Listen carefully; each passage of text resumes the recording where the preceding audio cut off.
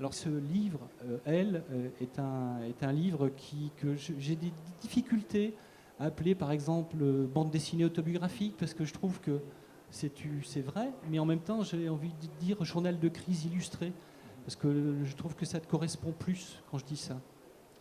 Mais pour moi, d'abord, c'est un peu un paradoxe que d'être subitement projeté dans ce lieu ici avec ce livre faisant partie d'une sélection. C'était bien la dernière des choses que je souhaitais qu'il lui arrive d'une certaine manière, parce que c'était déjà en soi une décision un peu compliquée que L'éditer. de le publier. On peut dire que c'est ta première vraie grande bande dessinée, longue en tout cas, oui c'est sûr. C'est ton premier roman graphique. Oui, je ne suis même pas sûr. Enfin, voilà, l'appartenance à la bande dessinée, j'en suis pas complètement convaincu moi-même. Bon, d'abord, la première des choses, c'est que, à l'inverse de ce qui est pour moi une bande dessinée, à savoir une rencontre entre un texte et des images, là, il n'y a pas de texte. Volontairement, il y en a eu un que j'ai raturé, que j'ai fait disparaître, parce que justement, le texte me semblait pas du tout adapté à ce que j'essayais de faire passer. Et ce que j'essayais de faire passer, en l'occurrence, c'était quelque chose qui me concernait moi tout seul. C'était même pas dans l'idée de partager, c'était plutôt comment gérer des émotions qui nous submergent et comment s'en débarrasser, comment les vivre et comment leur survivre d'une certaine manière. Alors c'est un travail d'exorcisme que tu as fait pratiquement, par le dessin. En quelque sorte. Oui, je pense qu'il y a je ne souhaite jamais avoir à le refaire, déjà. Ça correspondrait plus à une espèce d'hémorragie. Oui. C'est comme si subitement j'avais saigné et que le sang, il a pris cette espèce de forme étrange de dessin. C'est un objet c'est un objet qui me dépasse de toute façon complètement.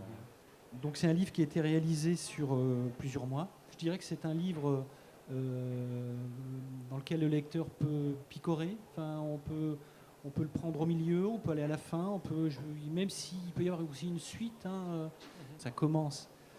On commence à te voir, toi, j'imagine, lecteur, j'imagine que c'est ça, dans ton atelier bateau, et qui est pris dans une tempête, et ainsi de suite. Donc le personnage aussi va suivre plein de péripéties. Moi, je trouve que ça rappelle aussi des récits de voyage. Ah là là. C'est tout ce que tu dis est juste. Moi, j'ai toujours pensé que l'intérêt des œuvres, entre guillemets, des récits, des textes, des images, des films, des tableaux, des sculptures, enfin peu importe, c'est ce qu'ils offrent comme possibilité aux uns et aux autres de se projeter dedans. C'est un objet qui est donné au monde, qui est subitement accessible à tous. Donc c'est très important pour moi que, que effectivement les uns et les autres projettent ce qu'ils ont envie d'y projeter. Et je crois que c'est pas très difficile finalement, parce que des moments de crise, on en vit tous. Hein. Mais je pense que ça n'aurait pas de sens de faire une espèce de descriptif, tu vois, de ce que j'ai tenté de dire exactement, parce que j'en suis même pas, je suis pas clair là-dessus. En fait, ce qui m'a poussé, c'était vraiment l'idée que j'ai eu le sentiment que si je n'allais pas au bout de la démarche, c'est-à-dire, c'est un peu des mots prétentieux, hein, vous m'excuserez, mais quand je dis donner au monde, c'est pas et maintenant la lumière fut, hein, vraiment pas du tout. Mais c'est plutôt se débarrasser de l'épine.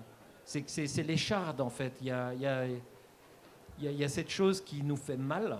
Ce qu'il en ressort, quand même, c'est un travail exceptionnel, je trouve. Mais justement, ça échappe à la banalité, ton journal de crise. Dans Elle, le comportement que j'ai eu est quelque chose qui m'intrigue depuis très longtemps et dans lequel je voulais me mettre et qui m'a demandé une forme de, j'ai envie de dire, de courage, mais de nouveau, je dis ça sans prétention, mais c'est d'abandonner complètement l'idée de préparation des choses. C'est-à-dire que j'ai littéralement craché cet objet. Je ne savais pas, face à mes dessins, qu'est-ce qui allait sortir. Je ne faisais pas des esquisses au crayon en dessous. J'ai pas enlevé des choses ratées. Les choses ratées, elles sont dedans. Parfois, n'étant pas content d'un dessin, je les raturais ou noircis jusqu'à ce qu'ils deviennent autre chose. Enfin, je suis beaucoup plus préoccupé maintenant dans ma vie. Je suis beaucoup plus préoccupé par ce qui est spontané, ce qui me ramènerait plutôt vers le dessin du tout petit enfant, en cherchant plutôt cette grâce-là, ou ce comportement où on n'est pas préoccupé par le bien ou le mal faire, où on ne se préoccupe plus de savoir si c'est un beau ou un vilain dessin. On est dans une forme d'expression beaucoup plus directe. Alors c'est pour ça que le titre aussi a son importance.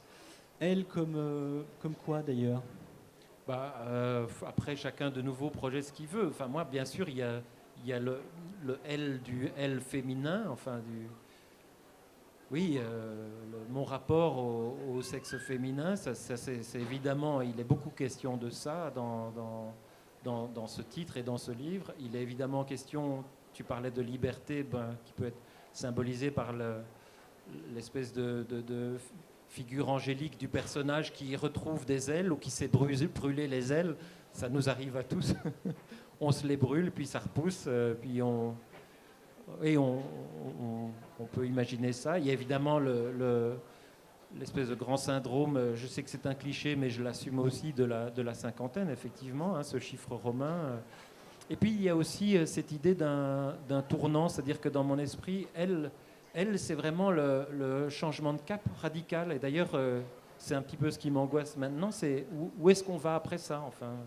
Si vous ne l'avez pas compris, donc le livre de Benoît s'appelle « Elle » et a été publié chez l'Association.